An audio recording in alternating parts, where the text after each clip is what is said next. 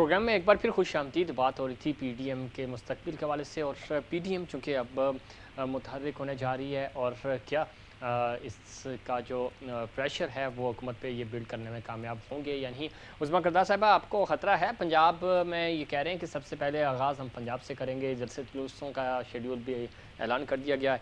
और अब आपको लगता है कि पहले तो कुछ नहीं कर सके, अब दोबारा अब नए जज्बे के साथ पीडीएम मैदान में आ रही है, खतरा है आपको कोई? हजारों ख्वाहिशें ऐसी कि हर ख्वाहिश पे दम निकले।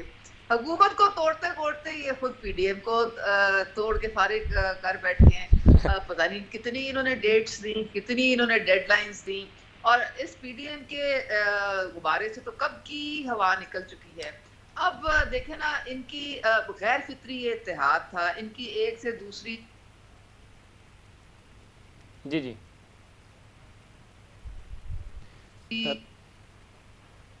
कोशिश करेंगे आपसे राब्ता दोबारा बहाल हो सके। अली गौहर बलोच साहब ने हमें ज्वाइन किया है, एमएनए है, मुस्लिम लीग नून के सीनियर सियासतदान है। बहुत शुक्रिया, आपने प्रोग्राम में वक्त दिया।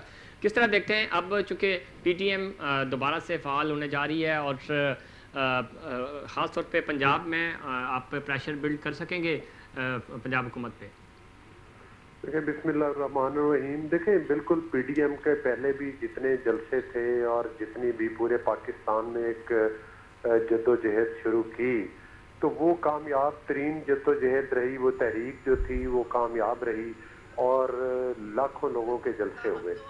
असल में लोगों को मकसद लोगों को मोबिलाइज करना और इस हुकूमत के बारे में बताना उस्मा साहब, मैं आपके पास आऊँगा। अली गौहर बलोच हमारे साथ हैं, मैं उनका पॉइंट ऑफ व्यू ले लूँ, मैं आपके पास आऊँगा। उस्मा, आप सुनिएगा जी। जी, तो उसमें ये था कि मतलब है कि लोगों को मोबिलाइज करना था, पाकिस्तान के अवाम को ये बताना था कि ये हुकूमत जो है पाकिस्तान की नुमाइंदा हुकूमत नहीं है, और ये लोग जो इक़्तिदार है वो छीन कर आए हैं, अवाम के वोट के जरिए नहीं आए।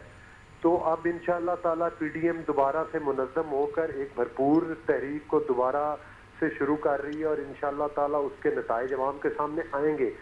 ये वो पीडीएम की तहरीक ही थी कि जिसकी वजह से आपने देखा कि हुकूमती पार्टी को ज़िमनी इंतखाबात में दे पर दे जो है वो मतलब है नाकामियां हुई, और तमाम ज़िमनी इंतखाबात मासवाए 1-2 सीटों के ये हारे, और हत्ता कि केपीके में परवेज खटक के ज़ाती हल्के से भी जो है वो इनको शिकस्त का सामना करना पड़ा। तो अब उसके बाद फिर ये मजबूर हो गए और दोबारा 2018 की तहरीक वो जो है तारीख दोहराते हुए इन्होंने कश्मीर के इलेक्शन चुराए और सियालकोट का इलेक्शन चुराया। लेकिन पाकिस्तान के अवाम जानते हैं कि जब भी इनको सीट कोई लेना होती है तो वो इनको सिलेक्शन के जरिए ही मिलती है, इलेक्शन के जरिए ये नहीं जीत सकते, और ये अवाम का मैंडेट जो है वो ना ले सकते हैं और ना इनको हासिल है। लिहाजा पीडीएम की तहरीक जो है वो इंशाअल्लाह ताला ये भी उसकी कामयाबी है कि ये कोई भी इलेक्शन जो है वो लेवल प्लेइंग फील्ड में नहीं जीत सकते। ऑलरेडी बैसाखियों के सहारे खड़े हुए हैं आप। लेकिन अली गौहर बलोच साहब, अभी कश्मीर के इलेक्शन का आपने जिक्र किया, वहाँ पे आपकी हुकूमत थी, वज़ीर आज़म आपका था, और उसी वज़ीर आज़म की ज़ेर निगरानी इलेक्शन हुए हैं, और वहाँ पे जलसे बड़े अच्छे थे। उस वक्त मरियम नवाज़, हमने खुद वहाँ से कवर भी की है, और मरियम कहती थी कि हम तो यहाँ से जीत जाएंगे। रिजल्ट्स आने के बाद आपने धांधली का इल्ज़ाम लगाया, उससे पहले तो कोई धांधली नहीं थी, सब कुछ सही चल रहा था। तो जब वहाँ से आपको 6 सीट्स मिली, पाकिस्तान पीपल्स पार्टी 13 सीट्स लेकर दूसरे नंबर पे रही, पीटीआई ने तो वहाँ पे क्लीन स्वीप किया है। देखें, उस वक्त हाँ, जब इलेक्शन में धांधली की जाए और वो हुकूमत जो कि सियासी और मुआशी दोनों मैदानों में मतलब है कि टोटली नाकाम हो चुकी हो, तो फिर उनको धांधली के जरिए ही वो क्लीन स्वीप कर सकते हैं। 5 लाख वोट आपको पता है मुस्लिम लीग नून ने लिए, और पीटीआई ने 6 लाख वोट लेके ये कहते हैं कि हमें वहां से इतनी सीट्स मिल गई, और हर दूसरी सीट पे रनर अप जो कैंडिडेट था वो नून लीग का था। ये वो वादे सबूत हैं कि इन्होंने वो धांधली के जरिए जीता।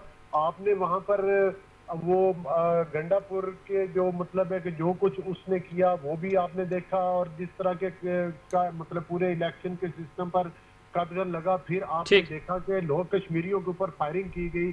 फिर आपने देखा कि इलेक्शन में जो पीटीआई की मतलब है कि वो गाड़ियां थी कैंडिडेट्स थी उनमें अमला आ रहा है और अमला वापस जा रहा है, तो ये कहाँ के इलेक्शन थे? ये तो टोटली सिलेक्शन थी। इलेक्शन होते तो इनको एक सीट भी ना मिलती, और ठीक। इन्होंने 6 लाख वोट उधर से लिया भी नहीं है। ये तो सिर्फ धांधली है। अगर आपने सिलेक्शन के जरिए ही बनाना है तो मैं समझता हूँ कि आगे फिर 2 कदम पर तो मकबूजा कश्मीर आ जाता है, वो भी फतह कर ले, जिस तरह से इन्होंने आजाद कश्मीर को फतह चले किया। ठीक है, पूछते हैं उस्मा करदास से पूछते हैं। उस्मा, अब ये कह रहे हैं कि इसी तरह अगर आपने इलेक्शन जीतने हैं और आपको जितवाए जाते हैं इलेक्शन से, सियालकोट वाला इलेक्शन भी मैनेज हुआ, कश्मीर वाले इलेक्शन भी मैनेज हुए, 2018 भी मैनेज हुआ। उस्मा साहब की तरफ जाएंगे। आवाज़ तो मेरे ख्याल में उन तक नहीं पहुंच पा रही। ब्रिजी कोहली साहब, किस तरह देखते हैं पीडीएम वाकई में कोई सरप्राइज़ देगी? और जिस तरह बिलावल भुट्टो साहब के जो पॉइंट्स हैं वो बड़े वैलिड हैं, लेकिन क्या पीडीएम की बाकी क़यादत जो है और पार्टियां हैं वो इस राय से मुत्तफिक होंगी? क्योंकि पहले भी उन्होंने कहा था कि इस्तीफ़े दें, इस्तीफ़े तो उन्होंने नहीं दिए थे, इस्तीफ़े फिर इसी चीज़ पे इख्तलाफात बने थे और आपकी पार्टी और दूसरी पार्टियाँ अलग हो गई थी। देखो, पाकिस्तान पीपल्स पार्टी एक प्रोसेस से चली है, एक लंबी उनकी जिदोजहद है, और उनके बड़े बड़े जो अपने वक्त के डिक्टेटर थे उनके साथ मुकाबला किया है, एक प्रोसेस से चलती हुई पार्टी है। तो वो ये नहीं करता कि पाकिस्तान पीपल्स पार्टी का ये कभी ट्रेंड नहीं रहा या असूल नहीं रहा कि वो एक दिन एक मौक़िफ़ रखें और उसको चेंज कर लें। तो चेयरमैन साहब का हर वक्त और हर इंटरव्यू में ये क्लियर मौक़िफ़ रहा है कि हम अपने मौक़िफ़ पे खड़े हुए हैं, जो इस मौक़िफ़ के, क्योंकि आमतौर पर वो सपोर्ट कर रहे हैं। हम कह रहे हैं हम इस्तीफ़ा नहीं दे रहे हैं, वो इस्तीफ़ा नहीं दे रहे हैं। वो चाहे तो इस्तीफ़ा दे सकते हैं, वो चाहे तो एक दिन के अंदर पंजाब की हुकूमत गिर सकती है, लेकिन वो नहीं चाहते। वो सिर्फ इसको पॉलिटिकल करके, प्रेशराइज करके किसी को और पता नहीं क्या मकासद हासिल करना चाहते हैं। हमारा मौक़िफ़ क्लियर है कि हम अपने मौक़िफ़ पे खड़े हैं। हम पहले दिन से कह रहे हैं कि उनको सियासी तौर पे पार्लियामानी सिस्टम के अंदर आईनी तरीक़ेकार से उनको मुकाबला करना है, और मुकाबला करके उनको हरवाना है, और उनको क्या कहते हैं कि पॉलिटिकली उनका इतना घेराव तंग करना है कि उनको मजबूर हो जाए। बिल्कुल ठीक कह रहे हैं आप। उस्मा करदार साहब, चूँकि आवाज़ अब तक शायद सही नहीं पहुंच पा रही थी, अली गौहर बलोच हैं, मुस्लिम लीग नून के एमएनए हैं, सीनियर सियासतदान है, वो ये कह रहे हैं कि आपको हमेशा, चाहे कश्मीर हो, डस्का में तो खैर बाद में आपको शिकस्त होगी, अभी सियालकोट के इलेक्शंस हो, आपको मैनेज करके, और 2018 के इलेक्शन भी मैनेज इलेक्शंस मिले हैं। वो कहते हैं कि अगर हमें ग्राउंड सही मिले तो आपके पास तो तीसरे चौथे नंबर पे आप जाएंगे, पहले नंबर पे तो मुस्लिम लीग नून होगी। बहुत खूब जी, बहुत खूब। जब ये जीत जाते हैं तो वो इलेक्शन सही होती है, और जहाँ ये हार जाते हैं वो सिलेक्शन पे आ जाते हैं। तो मुझे ये बता देना, हमारी हुकूमत है तो हम वजीराबाद में क्यों हार गए, हम डस्का में क्यों हार गए? तो उधर भी तो हम लोग मैनेज कर सकते थे ना, हम वहाँ पे भी अपने आप को सिलेक्ट करा सकते थे, लेकिन वहाँ पे ये इनकी जीत हुई।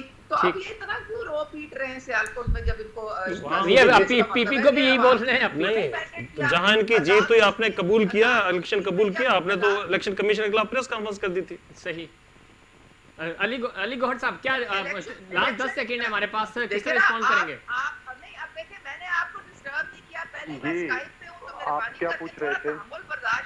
उस्मा करदार ये कह रही है कि जहां आप जीते हैं वहां आपको कबूल, और जहां आप हारे हैं वहां आप कहते हैं कि मैनेज हुए।